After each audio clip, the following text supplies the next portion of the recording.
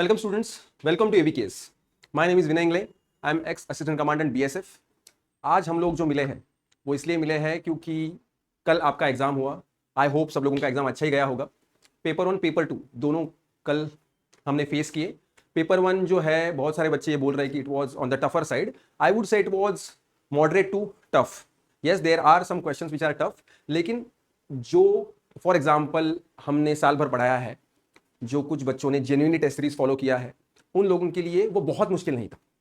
अगर हम पेपर 2 की बात करें तो वो बिल्कुल एवरेज और न्यूट्रल पेपर था. अटेम्प्ट 100% कर सकते हैं ऐसा पेपर था. देयर वाज एक्सेप्शन कोई टॉपिक होगा जो बहुत मुश्किल होगा, अदरवाइज कंप्लीटली अटेम्प्ट कर सकते हैं जिन लोगों ने throughout the year test series, classes और सबसे इंपॉर्टेंट अगर एवीकेएस का बुक फॉलो किया है तो उन लोगों को पेपर 2 में कोई दिक्कत नहीं होगी. ये मैं कॉन्फिडेंस के साथ बता सकता हूं. Anyways, when it comes to paper 1, I would just want to notify you कि जो आंसर की है वो एवीकेएस के चैनल पे ऑलरेडी आ चुकी है और आप अपने आंसर्स उसे चेक कर सकते हैं. अगर हम एनालिसिस की बात करते हैं तो हम लोग जानते हैं कि नवीन सर हर साल एकदम डिटेल्ड प्रिसीजन बेस्ड एनालिसिस लेके आते हैं. तो वो आज या कल में आ जाएगा and you can then analyze your paper 1. तब तक I would just ask you if possible कि आप अपना पेपर 1 का जो स्कोर है वो हमको कमेंट बॉक्स में जरूर बताएं ताकि हम लोगों को भी अंदाजा आए कि where do you stand actually. Right, so without wasting time, let's focus on paper 2. When it comes to paper 2, we are going to discuss mainly essay, argument and report writing in this very video. अगर हम paper की बात करते हैं तो इस paper में हमको सेम पैटर्न वापस देखने को मिलता है. सेम पैटर्न मतलब कौन सा पैटर्न? जिस पैटर्न में हमेशा नवीन सर आपको जो बताते रहते हैं कि पीवाईक्यू जो है वो हमेशा रिपीट होते हैं. ठीक है, ये जो अर्बनाइजेशन वाला टॉपिक है ये ऑलरेडी 2021 में पूछा गया था. राइट, जो जेनेटिकली मॉडिफाइड फूड्स वाला जो टॉपिक है जो इस साल रिपोर्ट में पूछा है 2023 में, वो पूछा गया था आर्गुमेंट राइटिंग में. So there is a repetition. Right, out of this 10 topics, you won't believe but that is the truth, out of these 10 topics 8 topics were from either the AVKS book or test series or classes. Right, ये जो maritime strategy वाला topic है that was the first topic of AVKS paper 2 book. जिन लोगों ने किताब पढ़ी है वो लोग बहुत अच्छे से इस टॉपिक के साथ डील कर पाए होंगे because that was the first topic of the book. So overall अगर देखा जाए तो ये जो पेपर था वो 100% एक एवरेज कैंडिडेट जिसने साल भर जेन्युइनली पढ़ाई किया है वो अटेम्प्ट कर सकता था, ऐसा था. So let's discuss this one by one. But before we go ahead, let me just tell you one more thing. If there are some candidates watching this video attempted the paper may be or may not have attempted the paper, लेकिन अगर आपको ये लगता है कि अगर मैंने paper attempt किया लेकिन मेरा पेपर 1 सर खराब हुआ या पेपर 2 में जितना मुझे चाहिए था उतना मैं लिख नहीं पाया, so let me tell you, if you are really serious about getting this uniform, 4 जुलाई 2027 जो है वो आपका वेट कर रही है. एक पूरा साल है अभी से. अगर हम शुरुआत करते हैं, अगर आप हमारे साथ जुड़ना चाहते हैं तो ऑफलाइन बैचेस जो है वो 27 जुलाई से शुरुआत हो रही है और ऑनलाइन बैचेस जो है वो 31 जुलाई से शुरुआत हो रही है. ऑनलाइन बैचेस में भी आपको पेपर 1 पेपर 2 के सारे रिकॉर्डेड सेशंस, पेपर 1 की सारी किताबें, एवरीथिंग विल यू गेट. आपको बस पढ़ाई करने का काम रह जाता है, बाकी आपको और कुछ नहीं करना. मैं खुद लाइव पेपर 2 की ऑनलाइन क्लासेस लेता हूं. You get recorded as well as live sessions of paper 2 and सारे रिकॉर्डेड सेशंस ऑफ पेपर 1. इसके रिगार्डिंग भी आपको अगर कोई डाउट है, कुछ इश्यू है तो नंबर दिया हुआ है, just give us a call. Even if you can not afford the classes, what you can just do is you can subscribe this channel. If you remain attached with AVKS family through Telegram and through YouTube, फिर भी आपको बहुत ज्यादा फायदा होगा. इसका कारण यह है कि अगर आप इस साल देखते हो तो you might have seen lot of videos from AVKS has come. Marathon videos होंगे जिसमें हिस्ट्री, पॉलिटी, ज्योग्राफी, इकोनॉमी सब कुछ कवर करवाया. करंट अफेयर्स के वीडियोस होंगे. इवन पेपर 2 रिलेटेड भी कुछ वीडियोस होंगे जिसमें हमने बहुत सारी चीजें डिस्कस की है. So even on YouTube channel we discuss lot of things. Right, so you can stay attach with us through YouTube and Telegram. आपको कोई भी डाउट, इश्यू है, कुछ सवाल है तो आप इस नंबर पे कॉल कीजिए and you can ask any doubts that we can have. Right, so registration has already started for 2027 batch and we are ready to help you to be with you throughout the process. Now let's shift towards the paper. अगर हम paper की बात करते हैं, before I go ahead I just would like to tell you about this कि ये जो overall paper है हमने थ्रू आउट द ईयर ये देखा है कि हम लोगों को ऐसे के टॉपिक के साथ कैसे डील करना है वो तो हमने सीखा ही था, लेकिन ओवरऑल पेपर के साथ हमको कैसा अप्रोच रखना है वो भी हमने सीखा. तो अगर हमारे पास ये 6 फॉर एग्जाम्पल टॉपिक्स है, राइट, तो यहाँ अगर कोई बंदा जिसने अच्छे से प्रिपेयर किया था तो उसको लगेगा कि ये 6 के 6 topics I can write. Why? Because this 3 topics are socio economical.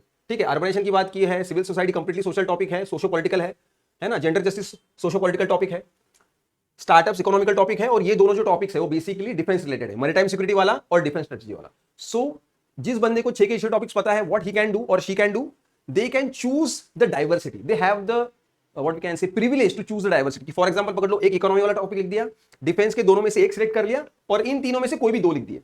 इससे क्या होगा, डाइवर्स टॉपिक्स पे आपका जो एक्सपर्टीज है वो एग्जामिनर को पता चलेगा, it itself creates an impression. लेकिन पकड़ लो अगर ऐसा नहीं है and if you are not aware about one और टू सच टॉपिक, तो जो चार टॉपिक आपको लिख आ रहे हैं वो आप अच्छे से लिख सकते हैं। So this is the first approach that we should learn when we deal with paper 2, right? Then let's focus now on the actual topics of essay. So the first topic was urbanization. Now see, urbanization जो है एक keyword है, तो normally ये होता है कि मैंने टॉपिक पढ़ा और मुझे लगा this is urbanization and okay so I would write about urbanization, क्योंकि वो कीवर्ड मेरे माइंड ने पकड़ लिया। ये एक तरीके का गलती है, हम लोग एक कीवर्ड पकड़ते हैं और उसी के बारे में लिखना शुरू कर देते हैं और जो उसके आगे लिखा हुआ है, जो होल स्टेटमेंट है, उसकी तरफ ठीक से ध्यान नहीं देते, क्योंकि एग्जाम है, हड़बड़ी में होते हैं, पैनिक कर जाते हैं या उस चीज की आदत ही नहीं है। यहां एबीकेएस पे हम लोग जो है इस बात पे ज्यादा फोकस नहीं करते कि आपके पास कितना इंफॉर्मेशन है, बिकॉज नोबडी नोज कि कौन सा टॉपिक आएगा और आपके पास वो टॉपिक के रिगार्डिंग कितना इंफॉर्मेशन है। But we'll teach here the approach, right? So what we learn throughout the year कि ओके, पूरे स्टेटमेंट को एक बार ढंग से पढ़ना है।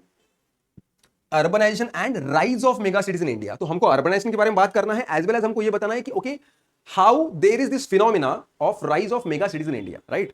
सो what we are going to do, either we can start with ancient civilization, जहां अर्बनाइजेशन जो है वो हमारे यहाँ कुछ नई कंसेप्ट नहीं है, मतलब इंडस से लेकर like there were times in ancient India where Ujjain, Varanasi and these cities were there. Even during colonial period we had bigger cities like Kolkata.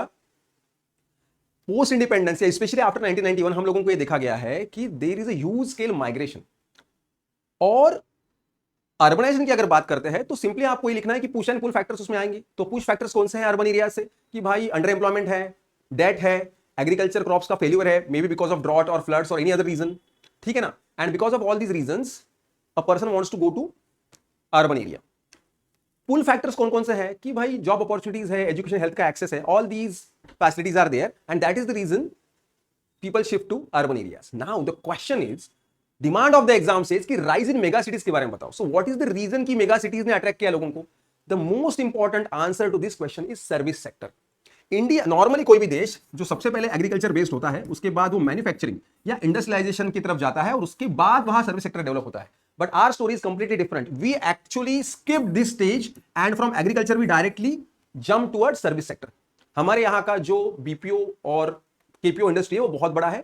IT, जिसको हम आईटी के नाम से जानते हैं, वो बहुत बड़ा सर्विस इंडस्ट्री है। Then there are other services also including financial and health services. So because of the service sector which have developed in these metro and mega cities, it is very obvious that lot of rural population actually shifted to metro cities, not because everybody got that job, but either they got this job or jobs regarding or in the circle of IT sector. For example, if you are in IT sector, definitely you are shifting there, so you want other things also. So you need a cab, so you need a driver, you need tea, so there is a tea stall, and there are a lot of other facilities which these class provide to you, but they get instant money, continuous money, right? So either they shift individually and send back or help their family which is there in the rural area, or they come with the family, work in construction sector or some other sectors like this, right? So these two kinds of people are actually part of the mega cities. That is the reason of rise of mega cities. One more reason of rise of mega cities is, along with service industry, that reason is social media. In fact, you can just write media and then social media. Media ने क्या किया, through out media अगर आप देखोगे तो electronic media ने भी यही किया है कि अपने डेली सोप्स होंगे या न्यूज चैनल्स होंगे, उसमें हमेशा अर्बन इंडिया को कवर किया है। वहां का जो तामझाम है, वहां का जो लग्जरियस लाइफ है, उसको दिखाने की कोशिश किया है, and that actually led to attraction, kind of attraction which rural youth had, which actually pushed him towards the mega cities, right? तो ये दो इंपॉर्टेंट चीजें हैं, the rise of mega cities. I am telling you, rise of mega cities में और भी कुछ reason है, जैसे कि माइग्रेशन एक रीजन था, उसके साथ साथ वहां का जो पॉपुलेशन है वो भी तो ग्रो हुआ है, and they never left the cities obviously because of opportunities. तो rise of natural growth was one more reason. rise of mega cities का और एक कारण है, एक सिटी जो एक रेगुलर सिटी थी, लेकिन क्या हुआ कि because of IT sector there were some satellite cities, right? Because it was difficult for a outsider to stay in the core city because of rising prices, inflation, so they prefer to stay in nearby location, nearby towns, and they used to travel. But slowly what happened, as the city grew, it actually swept in the nearby towns and villages, right? And just with one stroke of pen, the administration, the bureaucracy declared that rural area as urban area. तो जैसे कि दिल्ली के आसपास गुड़गांव, नोएडा है, पुणे के आसपास हड़पसर, हिंजेवड़ी है, such things happened, and because of which that rural area became part of the mega city. The city became mega because of that, right? Then there is one more thing, that is reclassification, but that is actually not asked in the essay, लेकिन वो हम conclusion में लिख सकते हैं. I'll tell you about that. अब आपने लिख दिया कि भाई अर्बनाइजेशन क्या है, राइज ऑफ मेगा सिटीज क्या हो गई, लेकिन आपको इश्यूज भी तो लिखने पड़ेंगे. आपको बताना पड़ेगा कि सर मेगा सिटीज हो गई है, लेकिन there are issues like pollution, traffic congestion. You can give examples of Bangalore and cities like Delhi. You can give examples of slums in Mumbai, issues of hygiene, drinking water, rising pressure on the administration there, the issue of governance आएगा, municipal bodies को क्या क्या problems हो रहे हैं. You know, we always call about those 3 F's like fundings, functionaries and functions. ये तीनों जो है, इन तीनों केसेस में ये बॉडीज डिसेबल्ड है. Why? Because state government still holding those things in their hands. So infrastructure के इश्यूज है, क्राइम बढ़ रहा है, ड्रग एडिक्शन का इशू है, जो वहां का लॉ एंड एडमिनिस्ट्रेशन है उस पर जो है प्रेशर बढ़ रहा है. तो ये सारी चीजें जो है आपको इश्यूज में लिखनी है. Then you have to just talk about what government has done like smart city and AMRUT, right.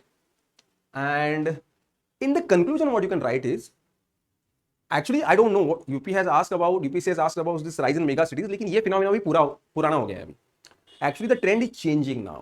So now what is happening? People are actually preferring smaller towns, which we call census towns, right? Because, for example, remote jobs available है, जो lifestyle आपको एकदम mega cities में मिल रहा है, जो बड़ी बड़ी कंपनीज है वो टायर 2 टायर 3 सिटीज को भी टारगेट कर रही है. So you are getting the home delivery and at your home there itself. So you can live the kind of life you want to live in mega cities at lower cost, which people are preferring. So reclassification वाला नया मुद्दा जो खड़ा होता है यहाँ कि rural area जो है वहां का एग्रीकल्चर रिप्लेस हो गया छोटे छोटे मैन्युफैक्चरिंग से, और अभी धीरे धीरे वो सेंसस टाउन बन गया. And even the new generation is planning to stay there, right, away from the traffic congestion and other problems of mega cities. लेकिन फिर भी हम लोगों को मेगा सिटीज में जो इश्यूज है वहां प्लान्ड सिटी बनाने के लिए कोशिश करनी चाहिए. ये आप कंक्लूजन में लिख सकते हो. So this was the topic of urbanization and rise of mega cities in India. Then comes the next topic, that is the role of civil society in strengthening democracy. When I say civil society, normally we assume NGOs, which is not wrong, but that is a limited definition. Civil service organizations are all non-state, non-profit organizations which actually work voluntarily for mobilization of people, for collecting them and making them aware about things, right? So Bharat में या किसी भी देश में, अब actually यहां क्या है, कहीं भी इंडिया का मेंशन नहीं है. सो आप एक्चुअली ग्लोबल एस्पेक्ट में भी अगर पकड़ लो, आपको पता है कि कुछ ऐसे सिविल सर्विस ऑर्गेनाइजेशंस है जो ऐसा कुछ काम कर रहे हैं अलग अलग देश में. अगर आपको ये पता है तो आप वो भी मेंशन कर सकते हो, करना चाहिए. Now when it comes to India, अगर आपको नहीं पता है ग्लोबल ज्यादा तो इंडिया के बारे में लिखो. तो इंडिया में we always know about such organizations. You can start with actually history. अगर आपने ब्राह्मो समाज और उससे शुरुआत किया तो there was time during colonial period की ये सब जो अलग अलग उस वक्त के ये सिविल सोसाइटी ऑर्गेनाइजेशंस ही थे. सत्यशोधक समाज, ब्राह्मो समाज, है ना, जिन लोगों ने कुछ रिफॉर्म्स लाने की कोशिश की है, ह्यूमन राइट्स को खड़ा करने की कोशिश की है. खैर उस वक्त डेमोक्रेसी को पुश नहीं उन्होंने दिया, लेकिन they were trying to what we can say help marginalize section, no, उनको डिग्निटी देने की कोशिश की है. तो आप थोड़ा हिस्ट्री के बारे में लिख सकते हो और बता सकते हो कि आज के जमाने में क्या हुआ है. कि आज के जमाने में basically there are organizations like for example MKSS, Mazdoor Kisan Shakti Sangathan. Mazdoor Kisan Shakti Sangathan run by Aruna Roy actually helped in creation of RTI. Maharashtra में अन्ना हजारे, राजस्थान में Aruna Roy, these were the people who actually pushed these democratic reforms of RTI in 2005, because of which RTI आ गया. ठीक है. MKSS ने इसके अलावा MG NREGA जो scheme है जिसमें बहुत सारे करप्शन के इश्यूज थे, उसको भी ट्रांसपेरेंसी लाने का कोशिश किया in Rajasthan. So actually these civil society organisations make sure कि डेमोक्रेसी जिंदा रहे. इनफैक्ट आप इंट्रोडक्शन में चिपको का भी एग्जांपल दे सकते हो अगर आपको ज्यादा कुछ नहीं पता है हिस्ट्री के बारे में या फिर आपको वो ध्यान में नहीं आता. तो 1973 में चिपको हुआ था and we know that it was a social movement initially, but later it became a phenomena, क्योंकि वो उन्होंने एनवायरमेंट के खिलाफ जो गवर्नमेंट का स्टांस है फॉरेस्ट कटिंग करने के लिए जो आए थे, है ना, उनको अपोज किया है. And that is one of the finest example of civil society movement in India. So you can start with that too. तो जैसे कि मैं बता रहा हूं कि ऐसे में अलग अलग एग्जांपल्स लिखना जरूरी है. तो MKSS का आपने एग्जांपल लिखा, नर्मदा बचाओ आंदोलन है by Medha Patkar, right. So what this people do, see there are some organizations like Swaraj Abhiyan run by Yogendra Yadav who actually directly participate in the political happenings of the country. But at the same time there are some NGOs or civil society groups which actually work in health, environment sector, conservation of water, women, children. Even though they are working for marginalized groups, but at the same time they are making sure that these sectors or these sections of society are empowered, they participate in the economy as well as they get their human rights, and so they are actually strengthening democracy by bringing inclusivity. तो आपको ये लिखना है कि कैसे, तो आपको अलग अलग एग्जांपल्स देते आना चाहिए, जो कि पकड़ लो सेवा जैसा ऑर्गेनाइजेशन है ना, जो वुमन के साथ काम कर रहा है. There might be other organization. So write your examples and try to tell the examiner कि सर देखिए there are organizations, for example PRS legislative जैसा ऑर्गेनाइजेशन है, वो डायरेक्टली लेजिस्लेशन के बारे में कुछ बताता है या इन्फोर्स करता है, ट्रांसपेरेंसी लाने की कोशिश करता है, डिबेट खड़ा करता है। Media is also one civil service organization, एक सिविल सोसाइटी है वो, जो कि क्रिटिसाइज करती है गवर्नमेंट को।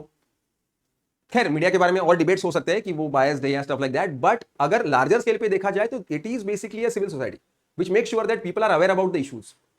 लेकिन अलॉन्ग विद दैट जो अलग अलग सेक्टर्स में काम कर रहे हैं सिविल सोसाइटी ऑर्गेनाइजेशंस, वो भी इंक्लूसिविटी लाके डेमोक्रेसी को ही स्ट्रेंथन कर रहे हैं। ये आपको बार बार इसलिए बता रहा हूं क्योंकि आपको इंश्योर करना है कि आप अपने एग्जाम में अपने अलग अलग पैराग्राफ्स में जो भी आप लिख रहे हो एनजीओस, लेकिन बस आपको घुमा फिरा के एग्जामिनर को ये बताना है कि sir by this they are strengthening the democracy. अगर कोई ऑर्गेनाइजेशन जो ट्राइबल्स के लिए काम कर रहा है ना, नक्सल एरियाज में, तब भी आप ये बताओ कि सर वो जो ट्राइबल्स के लिए काम कर रहा है, उनके एम्प्लॉयमेंट या उनको स्किल डेवलप कर रहा है, तो भी वो डेमोक्रेसी को स्ट्रेंथन कर रहा है। Why? Because they are bringing inclusivity, right? तो ये आपको लिखना है।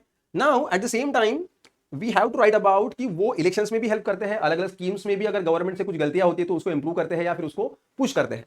Then there are some challenges too about which you should write कि सर फंडिंग के इश्यूज है, इंफ्रास्ट्रक्चर के इश्यूज है, कुछ चैलेंजेस ऐसे भी है जैसे कि नेगेटिव साइड से कुछ प्रेशर ग्रुप्स या इंटरेस्ट ग्रुप जो होते हैं वो क्लेम करते हैं कि हम सिविल सोसाइटी ऑर्गेनाइजेशंस हैं, we are here for the welfare of nation, but they have their over vested interest और they are funded by some corporate और पॉलिटिकल एंटिटी। ठीक है, so such issues are there, but still we need civil society organisations so that जो government और लोगों के बीच का space है वो भर के निकलता है, राइट? इनफैक्ट जो नए जनरेशन के यंग लीडर्स हैं वो भी इन्हीं ऑर्गेनाइजेशन से ऊपर आते हैं, right? So this is what is important. Democracy को स्ट्रेंथन करने के लिए इसकी बहुत जरूरत है। In fact right now when I am talking about this issue, we all know what is happening on Jantar Mantar. So irrespective of lot of debates happening around it, we need to understand that some kind of dissent actually is getting expressed and new kind of political leaders are going to be part of India's future. Because the similar thing happened few years before when Anna Hazare was on Jantar Mantar and a new group and new political party came over. Again, we can debate about what happened later was like, chalo sir, usme to fir you can criticize. But what I'm trying to tell you, new generation of young leaders actually join politics through this process. So civil society organizations by all means are important to us. यही हमको यहां prove करना है कि civil service organisation जो है वो democracy को कैसे स्ट्रेंथन करते हैं। तो हम लोगों को सिर्फ ऑर्गेनाइजेशंस के बारे में नहीं लिखना, डेमोक्रेसी के बारे में भी लिखना है। Then comes gender justice and legal reforms. देखिए ये बहुत ही स्ट्रेट फॉरवर्ड टॉपिक है, मतलब मुझे इसके बारे में ज्यादा डिस्कस भी नहीं करना है, बिकॉज वी ऑल नो कि what is the condition of woman in India. आपको वो लिखना है मेन इंट्रोडक्शन में। You can write some figures कि सर हेल्थ वाइज क्या कंडीशन है, राइट्स वाइज क्या कंडीशन है ना, वायलेंस वाइज क्या कंडीशन है, अभी भी ऑनर किलिंग हो रहा है, एनसीआरबी का डेटा का कुछ रिपोर्ट हो वो लिखो, और उससे ये प्रूव होगा कि सर जेंडर जस्टिस की जरूरत है अभी भी, still they are facing discrimination and sometimes violence too. And then you can write about कि what we have done. So you can write mention some articles like article 14, 15, 16 से लेकर 21 and 23। Then you can talk about article 39A and D, where article D actually talks about equal pay for equal work for both men and women. So legal reform से हमने कैसे equality लाने की कोशिश की है उसके बारे में आपको, जेंडर जस्टिस लाने की कोशिश की है उसके बारे में आपको बात करनी है। Then you can talk about some acts brought by the government of India, because legal reforms के बारे में बात करना है ना। So you can talk about domestic violence act, dowry prohibition act, you can talk about maternity benefit act, you can talk about POSH, that is prevention of sexual harassment at workplace. You can talk about one more thing, the most important thing, when I say gender, it's not only men and women, transgender भी इसका हिस्सा बनेंगे। तो आप लिख सकते हो कि ट्रांसजेंडर पर्संस एक्ट 2019 वो भी हमने लाया है ना। तो how you make sure that different genders or the marginalized sections are included and they are given justice, right? So you can write about all these things. अब even though we have brought all these reforms but still you have to write about challenges too कि sir even though हम लोगों ने ये सब लाया है लेकिन बहुत सारे लॉज ऑन पेपर हैं, एग्जीक्यूशन उनका ठीक से नहीं होता, because many people who are actually at the forefront to implement these laws themselves are having patriarchal mindset. Society का माइंडसेट नहीं बदलता, अभी भी स्टीरियोटाइपिंग होता है ना। तो इसकी वजह से जो चैलेंजेस है जेंडर जस्टिस में वो आज भी इंडिया में है। और फिर गवर्नमेंट उसके लिए क्या करे, तो कुछ स्कीम्स के बारे में बात करते हो, कुछ पॉलिसी के बारे में बात कर सकते हो, है ना। जैसे कि फॉर एग्जांपल अभी सुप्रीम कोर्ट ने एक इनिशिएटिव लाया था, हमारे जो सीजेआई है सूर्यकांत यादव, उन्होंने बोला था कि उन्होंने नेशनल जुडिशियल अकेडमी जो है, जो बेसिकली डिस्ट्रिक्ट जज से लेकर हाईकोर्ट की जज को ट्रेन करती है, तो उन्होंने बोला था कि वुमेन रिलेटेड जो टर्मिनोलॉजी हम इस्तेमाल करते हैं जुडिशरी में उसको चेंज करना चाहिए so that we can provide them dignity. So some things are changing and we can write that down, ठीक है। सो यूएन ने भी ये कमेंट किया था कि throughout the world gender justice is being hampered, तो you can mention that too, ठीक है। तो ये चीजें आपको लिखनी है in this essay.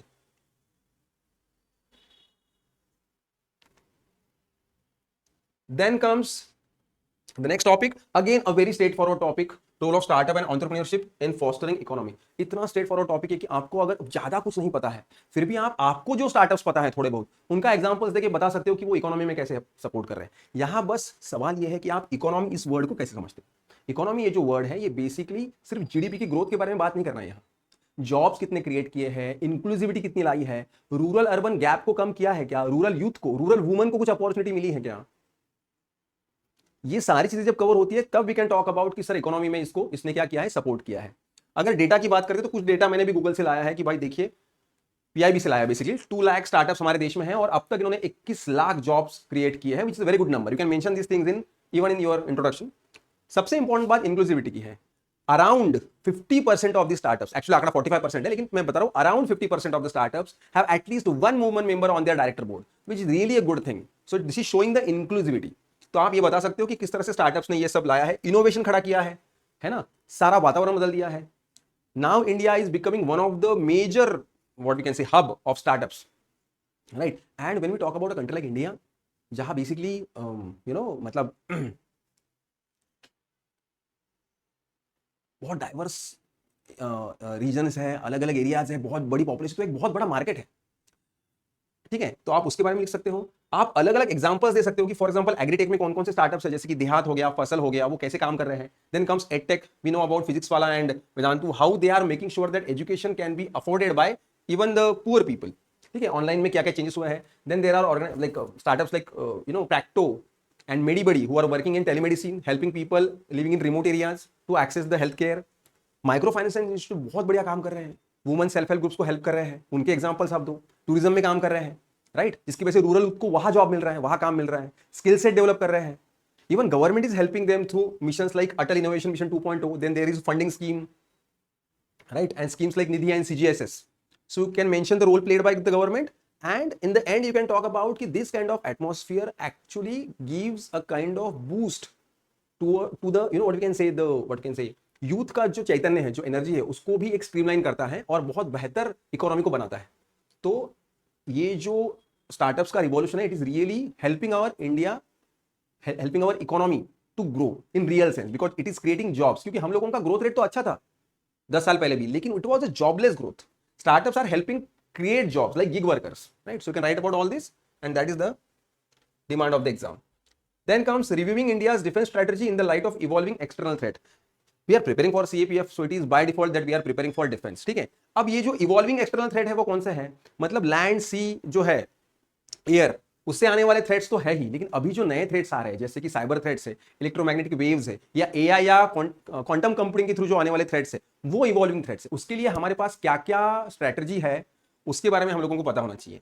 So basically what we have कि पहले तो इसके बारे में लिखो कि कौन कौन से थ्रेट्स इवॉल्व हो रहे हैं। ये आपको पहले 2-3 पैराग्राफ्स में, 2 पैराग्राफ्स में आपको बताना है ना, कि सर इस तरीके के अलग अलग मल्टी डायमेंशनल जो है, in fact nowadays there is a war which is no contact war, ठीक है। A person setting in some place actually can create chaos in the country by impacting our critical infrastructure like nuclear energy power plants or servers of the banks or electrical grid, right। तो इसकी वजह से what we need is modernization। तो हम लोगों को review करना है ना, उन्होंने बोला कि भाई रिव्यू करो, सामने से बोला है रिव्यूइंग इंडियाज डिफेंस स्ट्रेटजी। तो हम लोगों का क्या है कि सर देखते तो सर अभी भी मॉडर्नाइजेशन जो है वो पूरी तरह से हुआ नहीं है, still we are using T-72 tanks. हमारे जो अलग अलग फोर्सेस है, एयरफोर्स, नेवी एंड आर्मी, उसमें सिंक्रोनाइजेशन नहीं है। We are trying to bring it, लेकिन नहीं आ रहा है। चाइना और पाक हमारे बहुत बड़े दुश्मन बने हुए हैं, है ना। So what we have to do, we have to create some new kind of coordination, training, infrastructure, inculcating technological capabilities in our military so that we can deal with the emerging threats। तो उसमें कुछ examples फिर देने हैं, अच्छा जो कुछ कर रहे हैं, Dhanush, Arjun, INS Vikram, Tejas fighter craft, you can talk about this। at the same time you can talk about DRDO, help of satellites, our own indigenous satellite system, ताकि दूसरों पे डिपेंड ना रहना पड़े, ठीक है। क्योंकि सिंदूर के वक्त क्या हुआ था कि एग्जैक्ट प्रिसाइज लोकेशन नहीं मिल रहा था, our satellites were not ready actually 100% to give that precise location, so we have to take support from other countries. तो ये ना हो इसलिए we have to build our own thing. Make in India के through हम लोगों को कुछ काम करना है। अभी भी even though we are trying very hard to create make in India things, but still we are one of the biggest importers, right. So that is creating problem in our thing. तो ये जो हमारे loop holes है वो, और हम क्या करने की कोशिश कर रहे हैं, और DRDO जैसे ऑर्गेनाइजेशंस ने और क्या बेहतर करना चाहिए, ये आप कंक्लूजन में बताओ, and of the story. Then comes the last topic, that is India's maritime strategy and growing importance of Indian Ocean world. Now see, ये एकदम स्ट्रेट फॉरवर्ड चीज है कि इंडियन ओशन वर्ल्ड का हमारे लिए क्या सिग्निफिकेंस है. तो भाई अगर हम मैरिटाइम सिक्योरिटी की बात करें, अगर हम ट्रेड की बात करें, अगर हम एनर्जी सिक्योरिटी या हमारे जो असेट्स है इंडियन ओशन में उसकी बात करें, तो इन सारे एंगल से देखा जाए तो इंडियन ओशन वर्ल्ड हमारे लिए इंपॉर्टेंस है ही. चाइना का डोमिनेंस बढ़ रहा है, इसलिए we have to show our dominance there, तो वो इंपॉर्टेंट है. लेकिन हमारा स्ट्रेटजी क्या है, that is Sagar security and some growing stability in the region, ऐसा वो है. I just forgot to mention that. लेकिन इसमें क्या क्या आता है, रीजनल कोऑपरेशन आता है, मैरिटाइम सिक्योरिटी आता है, हाँ, security and growth of all in the region, security and growth of all in the region, that is SAGAR. तो इसमें मेन चीजें कौन सी आती है, capacity building, collective security, maritime safety and regional cooperation. Now some of this keywords जो है वो आपको रट्टा मार के ही जाना है. ये कीवर्ड्स कहीं भी हेल्पफुल हो सकते हैं. तो आप इसके बारे में लिखो कि सागर के थ्रू हम क्या कर रहे हैं. इंडो पैसिफिक कोऑपरेशन भी हम लोग सीख कर रहे हैं, ठीक है, you can write about that.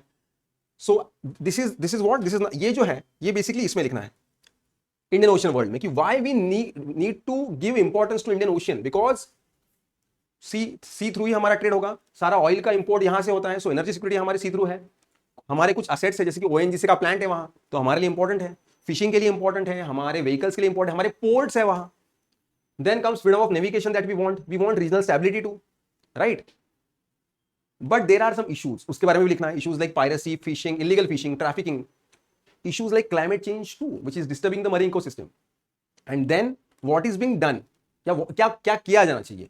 तो नेवल मॉडर्नाइजेशन की जरूरत है ना. इंडो पैसिफिक कोऑपरेशन हमने ऑलरेडी कर दिया है, so we have to write the combination of what is being done right now by the government और क्या किया जाना चाहिए.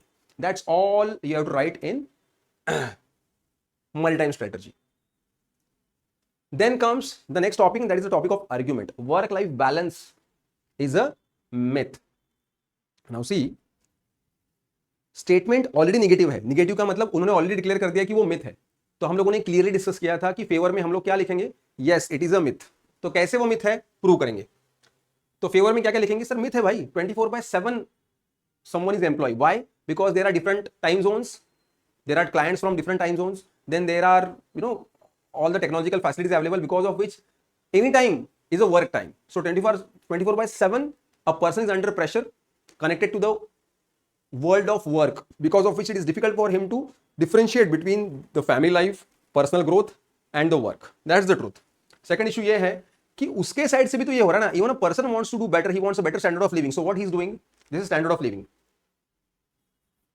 So what he's doing, he's working extra hours to get that life, but he don't understand and realize that this kind of urge to go up will always be there, and he misses out the important year and time which he or she should have spent on the family or his or her personal growth. So that is actually disturbing the work life balance, that is also leading to lifestyle diseases. In fact, आप एक separate argument लिख सकते हो कि increase in the lifestyle diseases itself shows that work life balance is a myth, because there is always stress, so there is no what we can say balancing in work and life. Then comes third, exploitation. Exploitation क्या है, exploitation is, ये जो पहले दो argument है ना, यहां हमने सिर्फ कॉर्पोरेट वाले दुनिया को कवर किया है, लेकिन देर आर पीपल जिन लोगों को ये वर्क लाइफ बैलेंस पता ही नहीं है. There are people in developing countries and under developed countries where big companies and corporations are actually exploiting them. They are having 12-hour shifts, they don't have social security benefits, they are doing manual labors, very hard work they are doing, so their health is getting compromised, their family life is getting compromised. So what kind of work life balance they are having? They are just surviving. So we also have to cover these people in this argument. So for them it is myth only. Then there are women, you can have this separate section, you can talk about those who are working. Say for example in country like India, woman like who is working in farms like agricultural laborer, or other women who are working say for example 10 hours a day, then she has to manage domestic work also. What kind of work life balance we are providing to her? So even in case of women this is a myth only. When it comes to argument against कि भाई ये 100% सच नहीं है, there are organizations who are actually working on making sure that stress will be reduced, so they are providing remote jobs. आप घर से ही काम करो, या फिर you can have flexible timings, right? So this kind of facilities they are providing. At the same time, technology is changing so that a lot of things can be done very fast. With the help of AI, you can do stuff fast, and a lot of repeated task needs can be regulated. People like Jeff Bezos, they say that why we have to look at this as a balancing thing. Work is a part of life, and people actually, there are people who actually enjoy doing work. So it's a circle and not a kind of seesaw, he says. So you can add this in argument.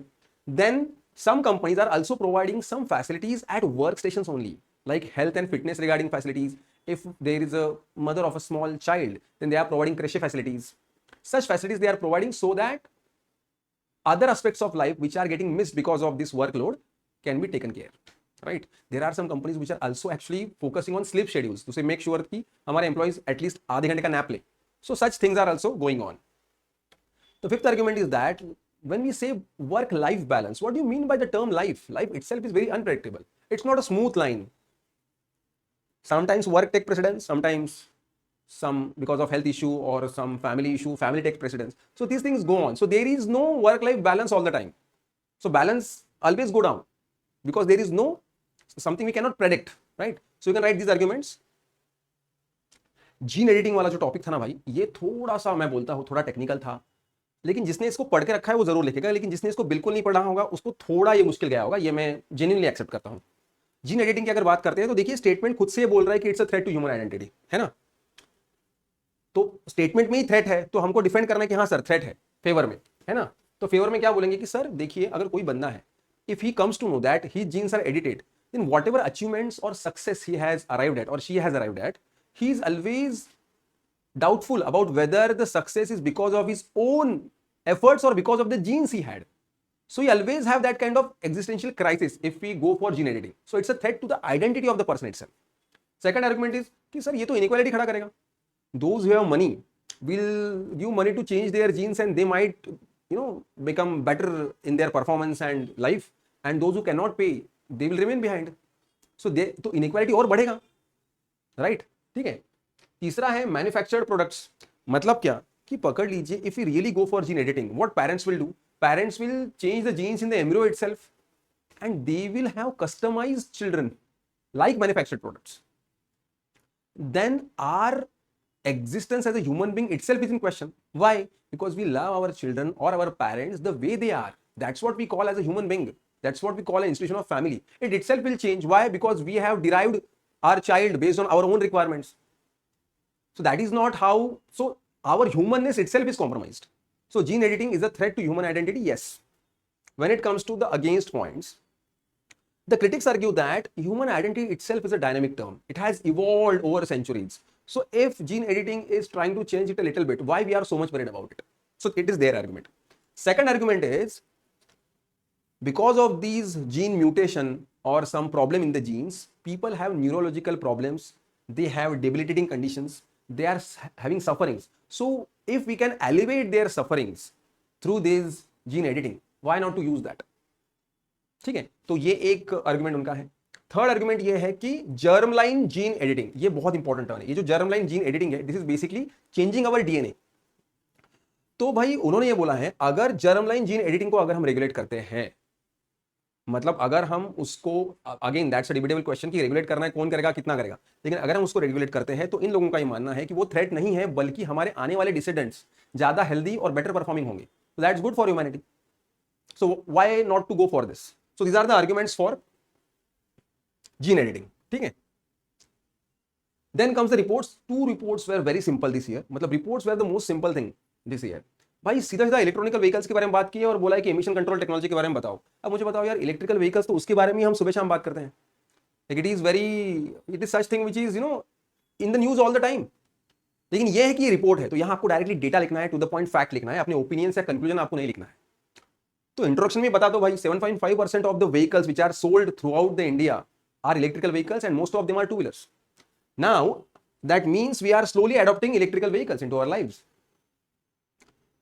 Then if you talk about the emission control, you can write more about it. Okay, मतलब आप बताओ कि अलग अलग brands कैसे है, even middle class is accepting it, है ना? Women actually are preferring electrical vehicles.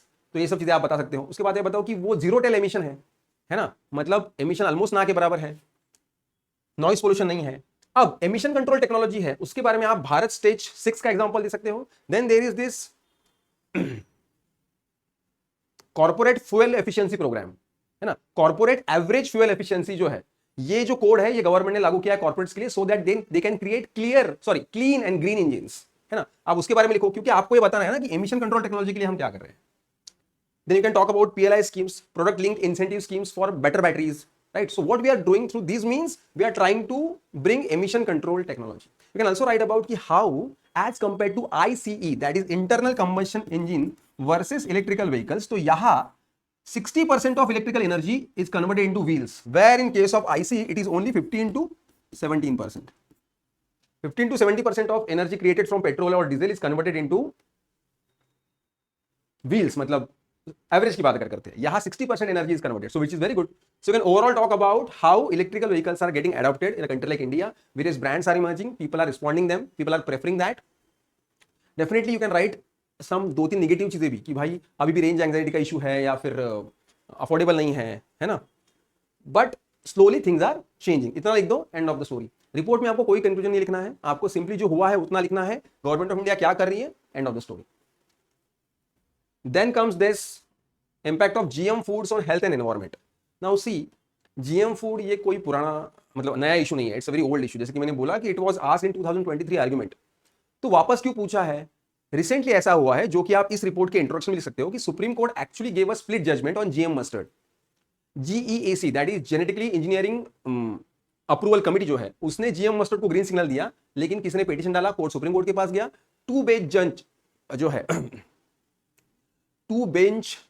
To जजेस जो है, बेंच ये बनाया गया उसके लिए, और दोनों ने स्प्लिट जजमेंट दिया है. एक ने बोला है कि यस अलाउ करना चाहिए, दूसरे ने बोला कि नहीं, स्टिल देयर आर कंसर्न्स. अब वो 3 बेंच को जाएगा और वो कुछ उसको रिव्यू करेंगे. बोलने का कारण ये है कि अभी न्यूज में क्यों है वो बता दिया पहले पैराग्राफ में, फिर ये बताया कि भाई अच्छा, लेकिन सामने से क्या बोल रहा है कि हेल्थ और एनवायरमेंट, तो सीधा सीधा बताओ कि एनवायरमेंट और हेल्थ पे क्या क्या इश्यूज है. तो एनवायरमेंट पे क्या क्या प्रॉब्लम्स है. जो वीड्स है दे बिकम हर्बिसाइड और pesticide resistant, that has been observed where BT या फिर GM बेस्ड फूड्स और GM based crops are there. Then there is a chance of biodiversity loss, कि फॉर एग्जांपल ये GM जो है अगर ये स्प्रेड हुआ वाइल्ड प्लांट्स और एनिमल्स की तरफ, तो इससे क्या होगा, एक जनरेशन की जनरेशन वाइप आउट हो जाएगी और बायोडाइवर्सिटी खत्म हो जाएगी. तो ये एक इशू है. दूसरा है बोलते कि मोनोकल्चर खड़ा होगा, है ना. सो अगर बहुत ज्यादा प्रोडक्टिविटी बढ़ी तो everybody will run behind that, क्योंकि BT कॉटन जो है जब से आया है तब से everybody is using BT cotton and it has increase the productivity also. दूसरा फिर कुछ इस्तेमाल ही नहीं कर रहे. सो अगर हम हर जगह में GM लाते हैं, सो व्हाट विल हैपन, मतलब कुछ जो जिसपे GM लाया गया वही लगाया जाएगा, तो monoculture will be problematic. Now अगर आपको यहाँ इंपैक्ट लिखना है तो आपको सिर्फ निगेटिव इंपैक्ट नहीं लिखना है, पॉजिटिव भी लिख सकते हैं. तो पॉजिटिव आप लिख सकते हैं कि क्लाइमेट रेजिलिएंट क्रॉप्स आएंगे, प्रोडक्टिविटी बढ़ेगा, तो जो पॉपुलेशन है उसको हम लोग क्या कर सकते हैं, मतलब जो जितना रिक्वायरमेंट है उसका फुलफिल कर सकते हैं. हेल्थ पे कौन कौन से इंपैक्ट्स है, हेल्थ पे जो इंपैक्ट्स है एक्चुअली वो प्रूव नहीं हुआ है, लेकिन आप ये बोल सकते हो कि critics allege that long term impacts of GM foods have not yet calculated, so it's risky. Some of the scientists also refer that chances of cancers are there, but it has not yet proved. Issues like allergic reaction are also being discussed, but nothing is proved. But as long-term impacts of GM foods are not known to humanity, people are worried about the stuff. But in countries like USA and other countries, a lot of GMO foods are actually being allowed, and it has been observed that people are doing good. Say for example, even in India, golden rice, तो उसमें fortification of vitamin A किया, which was actually lacking in our population, so that is helping. तो आप positive भी impact लिख सकते हो, उसके बाद नेगेटिव लिख दो, काम खत्म. इतना ही आपको लिखना है. That is the end of the report. So this was basically discussion of paper 2. हमने इसको थोड़ा सा ब्रीफ में किया है, बाकी आप लोगों ने भी बहुत बढ़िया लिखा ही होगा, मैं अज्यूम करके चल रहा हूँ. अगर पकड़ लीजिए थोड़ा सा ऐसा होगा कि आपको लग रहा है कि sir we need to prepare, we need to do more, फिर से एक बार खड़ा रहना है, फाइट करना है, तो हम लोग आपके साथ हैं. अगर आप लोगों को लगता है कि साल भर कैसे पढ़ाई करना है, उसका एक स्ट्रेटजी जो है अगर वो आपको चाहिए, so please let us know in the comment section. तो उसके ऊपर हम लोग एक वीडियो लेके आएंगे, ठीक है. बहुत जल्द ही नवीन सर पेपर 1 का एनालिसिस लेके आएंगे, वो आप प्लीज देखना, because he is doing very best in paper 1 analysis, we all know that. So make sure that you watch it. If you got any doubt, let us know in the comment section, or you can call us on the given number and we are definitely there to help you, right? Thank you very much.